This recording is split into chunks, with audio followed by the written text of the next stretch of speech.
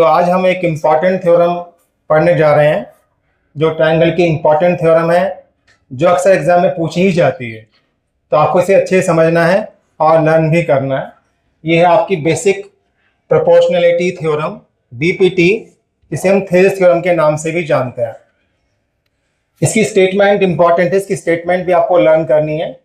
ये कहता है कि if a line is drawn parallel to one side of triangle, ये लाइन है आप देख रहे हैं डी, इसको आपने एक ट्रायंगल की साइड बीसी है मान लिया, इसके पैरेलल ड्रॉ कर दिया है। और ये लाइन इस प्रकार से है कि जो अन्य दो लाइनें हैं ए बी और ए सी, उनको अलग अलग पॉइंट डी और ई पर काट रही है। लेकिन ये जो लाइन इन दो साइडों को डी और ई पॉइंट पर काट रही है, इस प्रकार काटती है कि ये जो दो पॉइंट्स हैं इन दो साइडों को इक्वल रेशियो में डिवाइड कर देते हैं। इसमें इक्वल रेशियो या सेम रेशियो में, यानी कि ए डी अपॉन में डी बी बराबर होगा ए ई अपॉन में ई सी। अगर डी लाइन बी सी के पैरेलल है तो यह लाइन इस ट्रायंगल की ए बी और ए सी साइड को इक्वल रेशियो में डिवाइड कर रही है। इसका मतलब है कि ए डी अपॉन में डी बी बराबर है ए ई अपॉन में ई सी। इसी बात को हम प्रूव करेंगे।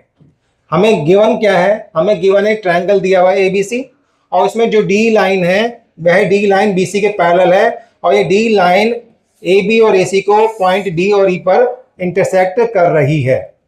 हमें प्रूव करना है। प्रूफ देखते हैं।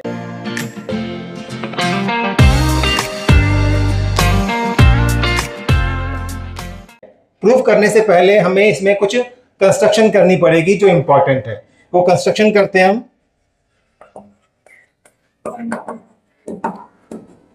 यहां से बी और ई को मिलाते हैं, सी और डी को ज्वाइन करते हैं, और ई से ए बी के ऊपर एक ड्रॉ करते हैं परपेंडिकुलर। मान लिया ई एफ ड्रॉ कर दिया, परपेंडिकुलर ड्रॉ कर दिया हमने। ऐसे ही डी से ए सी के ऊपर एक दूसरा परपेंडिकुलर ड्रॉ करते हैं, मान लिया कि जी मान लिया, या कुछ भी नाम दे सकते हैं उसका। तो यहां पर आपने कंस्ट्रक्शन करा। तो कंस्ट्रक्शन क्या करा, join C to D and C to D and B to ई।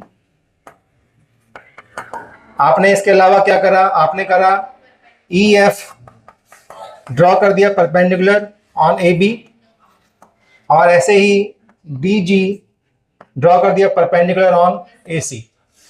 यह बात समझ में आ गई बच्चों। अब हम देखते हैं प्रूफ। तो इसमें एक इंपॉर्टेंट स्टेप जो करी है वह कंस्ट्रक्शन है। ऐसा करने के बाद हमारी क्वेश्चन में काफी हेल्प होगी। कैसे होगी देखते हैं। अब देखिए बेटे, यहां पर हमें क्या लाना है, हमें लाना है एडी लाना है। एडी अपॉन में डीबी लेके आना है। सही है बच्चों। एडी कौन से ट्रायंगल का पार्ट है, वो ट्रायंगल है एडी का, देख रहे हैं। और डीबी कौन से ट्रायंगल का पार्ट है, वो ट्रायंगल का पार्ट है बीडी का पार्ट है। तो मुझे बताइए एरिया ट्रायंगल एडीई अपॉन में एरिया ट्रायंगल बीडीई क्या होगा। आप सबको मालूम है एरिया ऑफ ट्रायंगल क्या होता है, हाफ बेस इंटू में हाइट होता है। तो 1/2 इसका बेस क्या है, इसका बेस है एडी, इसका बेस एडी है, और इसकी हाइट, यानी हाइट का मतलब परपेंडिकुलर, ये है ई एफ। ऐसे ही नीचे आप देखें बीडी है, हाफ इंटू में बेस हमारा बीडी है, और बीडी के ऊपर अगर बीडी को एक्सटेंड कर देंगे तो जो हाइट है यानी कि परपेंडिकुलर है वह ई एफ ही होगा। वह क्या होगा, ई एफ। तो आप देखें हाफ से हाफ कट जाएगा, ई एफ से ई एफ कट जाएगा। हमारे पास क्या बचा, हमारे पास बचा area ADE, area triangle ADE upon में एरिया ट्रायंगल बीडीई बराबर है एडी अपॉन में बीडी। इसको एक नाम दे देते हैं हम। इसको क्या नाम दे देते हैं, एक नाम दे देते हैं। ये बात समझ में आ गई। इसी प्रकार से देखें, इसी प्रकार से हम राइट साइड में चलते हैं। दोबारा से लेते हैं, हमें लाना है ए अपॉन में ई सी। ए डी ट्रायंगल का पार्ट है, आप देख रहे हैं एडी का ही पार्ट है, और ई सी जो है ऊपर वाला ट्रायंगल जो है सी डी ई, इसका पार्ट है। अब इन दो ट्रायंगल को लेते हैं। तो सिमिलरली लिखते हैं, similarly area triangle ADE again upon में एरिया ट्रायंगल, अब ट्रायंगल ले रहे हैं हम सी डी ई, सी डी ई क्या होगा बच्चों, ये क्या होगा, ए ई होगा, क्योंकि इसका हाफ बेस इंटू हाइट लगाएंगे ना, ई फॉर्मूला लगाएंगे। चलो ई लगाते हैं, तो 1/2 बेस आपका ए ई है और हाइट यानी कि परपेंडिकुलर क्या है, डी जी। ऐसे नीचे 1/2 इसका बेस क्या है, सी ई है और हाइट क्या है, डी जी।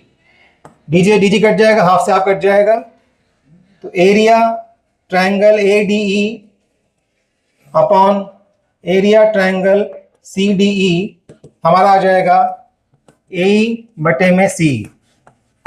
ये सेकेंड आ गया। ये दो इक्वेशन आपके सामने आ रही हैं। आप देखें इन दोनों को, इनकी राइट साइड को हमें इक्वल प्रूव करना है। आप देख रहे हैं इसकी राइट साइड में A D upon D B है और इसकी राइट साइड में क्या है, ए अपॉन में सी है। अगर लेफ्ट साइड इनकी इक्वल हो जाएगी तो राइट ऑटोमेटिकली इक्वल हो जाएगी हमारी। समझ में आ रही है आपको बात ये। अब आप लेफ्ट साइड में देखें, लेफ्ट साइड में न्यूमरेटर ऑलरेडी इक्वल है, ऊपर क्या है, एरिया ए डी है, यहाँ पर एरिया ए डी है, सही है, यहाँ पर एरिया बी डी है और यहाँ पर एरिया सी डी है। अगर किस तरह से मैं प्रूव कर दूं कि एरिया बी डी और सी डी बराबर है तो लेफ्ट हैंड साइड बराबर हो जाएगी। जब लेफ्ट साइड बराबर हो जाएगी तो राइट साइड ऑटोमेटिकली क्या होगी, बराबर होगी। अब आप 9th क्लास में चलते हैं। 9th क्लास में हमने पढ़ा है कि अगर दो ट्राइंगल हैं, अगर वो सेम बेस पर बने हैं और बिटवीन सेम पैरेलल हैं तो उनका एरिया क्या होता है, बराबर। तो उस फैक्ट का जो 9th क्लास में पढ़ा है उस फैक्ट का हम इस्तेमाल करेंगे। अब इन दो ट्राइंगल को देखते हैं, बी डी को और सी डी को।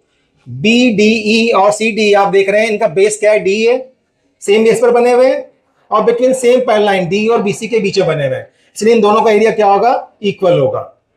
तो एरिया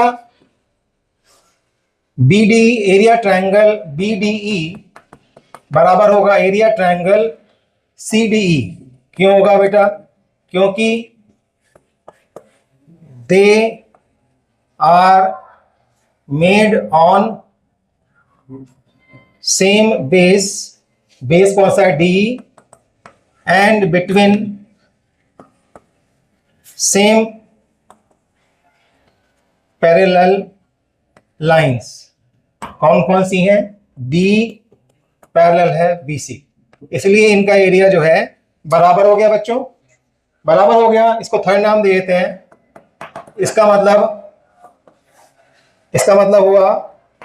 मतलब हुआ area triangle A D E upon में area triangle B D E बराबर होगा area triangle A D E बटे area triangle C D E. लिखेंगे फ्रॉम 1, क्योंकि आप देखेंगे इसके कारण से डिनोमिनेटर इनका बराबर है तो पूरा एज ए होल, ये पूरा होल और ये पूरा होल बराबर होगा आपका। और ये किसके बराबर है, ये किसके बराबर है, A D upon B D के बराबर है।